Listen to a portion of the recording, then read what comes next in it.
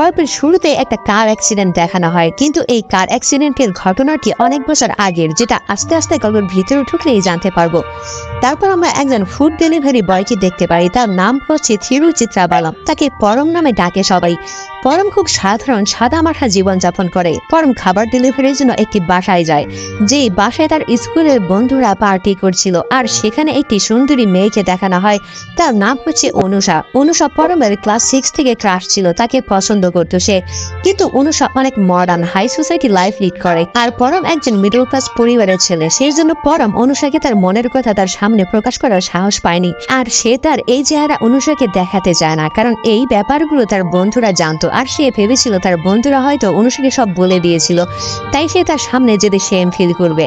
যাই হোক, পরমের পরিবারে 3 জন সদস্য, তার বাবা নীলকান্তন আর তার দাদা থিরুচিত্রা বালাম। পরমের দাদার নাম আর তার নাম একই। পরমের মা তার দাদার প্রতি ভালোবাসা রেখে দাদার নামে তার নাম রেখেছিল। পরমের মা একটি দুর্ঘটনায় মারা যায়, তাই তার পরিবারের কোনো মেয়ে সদস্য নেই।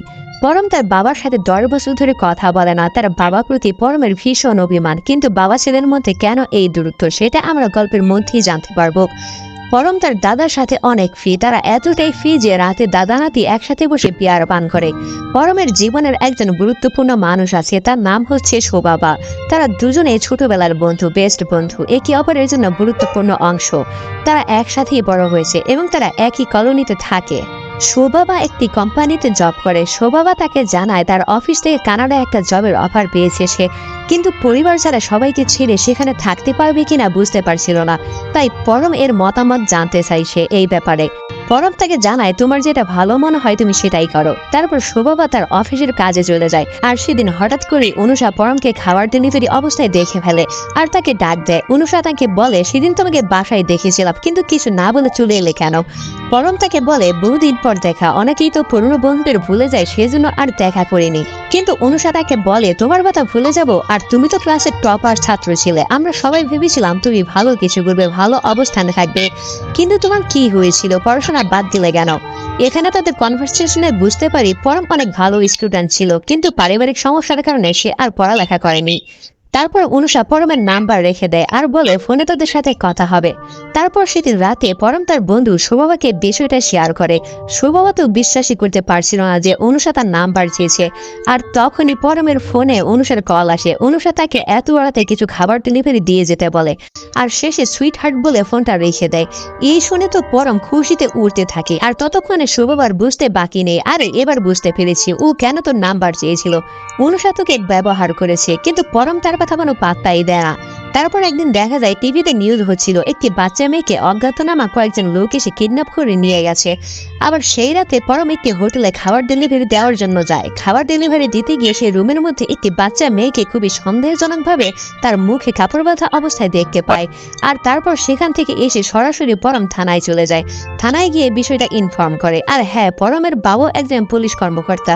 ছেলের কাছ থেকে এই ইনফর্ম শুনে তাকে নিয়ে পুলিশ ঘটনাস্থলে চলে যায়। পরম দেখিয়ে দেয় হোটেলটা কোন রুমের মধ্যে, বাচ্চাটা কোথায়। তারপর পুলিশ হোটেল থেকে কিডন্যাপারদের মেরে বাচ্চাটিকে উদ্ধার করে, আর সেই কিডন্যাপারটি নীলকান্তনকে মেরে ফেলার হুমকি দিয়ে যায়। তারপর টিভিতে নীলকান্তনের এই কেসকে দেখানো হয়, সে খুব প্রশংসা পেতে থাকে। তখন বাসায় পরম টিভিতে তার বাবার সাক্ষাৎকার দেখে দাদাকে বলে, মনে হচ্ছে উনি হিরো, আমি ঠিক সময় না জানালে তাদের ধরতে পারতো। আর এই বিষয়টা নিয়ে পরম আর তার বাবার মধ্যে একটু কথা কাটাকাটি হতে থাকে। তখন পরমের বাবা রেগে গিয়ে পরমকে থাপ্পড় মারে। তারপর শোভা নিচ থেকে বাসার চেঁচামেচির আওয়াজ শুনে এসে পরমের দাদাকে বলে কি হয়েছে। সে জানায় পরমের বাবা পরমকে থাপ্পড় মেরেছে, তাই রাগ করে সে ছাদে চলে গেছে। তখন শোভা পরমের বাবাকে রেগে গিয়ে বলে, আপনি ওকে যত খুশি বুকুর, কিন্তু ওকে মারবেন কেন? এটা ঠিক নয় আঙ্কেল, কারণ ও এখন অনেক বড় হয়েছে। পরমের বাবার সাথে রাগ করে যখন মন খারাপ, তখন তাকে অনুষা ফোনে মেসেজ করে। পরমের তো অনুষার সাথে মেসেজ করতে করতে তার খারাপ মন ভালো হয়ে যায়, কারণ তাকে সে পছন্দ করে। তার পরদিন সকালবেলা শোভা পরমের বাসায় আসে আর তার দাদাকে জিজ্ঞেস করে পরম কোথায়। দাদা তাকে জানায় বারবার করে কাপড় বদলাচ্ছিল, শুধু সেজে বুঝে কোনো মেয়ের সাথে দেখা করতে গেছে। শোভা বলে, এই জন্যই তো রাতে আমি মেসেজ করলাম, কোনো উত্তর দেয়নি সে। তারপর দেখা যায় পরম একদম স্মার্ট ছিল হয়ে অনুষার সাথে দেখা করতে এসেছে। অনুষা এসে তাকে হাত করে। পরম তো অনেক খুশি, তারা সেখানে কিছুক্ষণ আড্ডা দেয়। যায়। চলে যাওয়ার সময় অনুষা তাকে আবার কিসও করে। আসলে অনুষা তো অনেক মডার্ন হাই সোসাইটিতে বড় হয়েছে, তাই তার কাছে এগুলো একদমই নর্মাল। কিন্তু পরম তো অন্য কিছু অনুভব করে। তারপর পরম শুভবাকে মেসেজ করে, কিন্তু শুভবা তার সাথে রাগ করে আছে, কারণ সে তাকে না জানিয়ে চলে গেছে, তাই ফোন ধরছে না। তখন শুভবার ভাই পরমের মেসেজ শুনে পরম বলে, এই আমার স্কুটার নষ্ট হয়েছে, আমি ক্যাকে আটকা পড়ে আছি, আমাকে এসে নিয়ে যা। তার ভাই বলে, বেচারা আটকা পড়ে আছে, তাকে গিয়ে নিয়ে আয় যা। তখন শুভবা স্কুটি নিয়ে গিয়ে ক্যাফের সামনে থেকে পরমকে নিয়ে আসে। রাস্তায় আসতে আসতে পরম শুভবাকে বলে, জানিস আজকে অনুষা আমাকে হাত করেছে, আমাকে কিস করেছে। তখন শুভবা আচমকা স্কুটি থামিয়ে বলে, কি কিস করেছিস? পরম বলে, আরে সে আমার গালে কিস করেছে। সে বলে, ও এ তো আজকালকার স্বাভাবিক ব্যাপার। আর তখন পরম তার আজকের এই খুশিতে দারুণ একটা ডান্স করে শুভবার সাথে। Just have a look.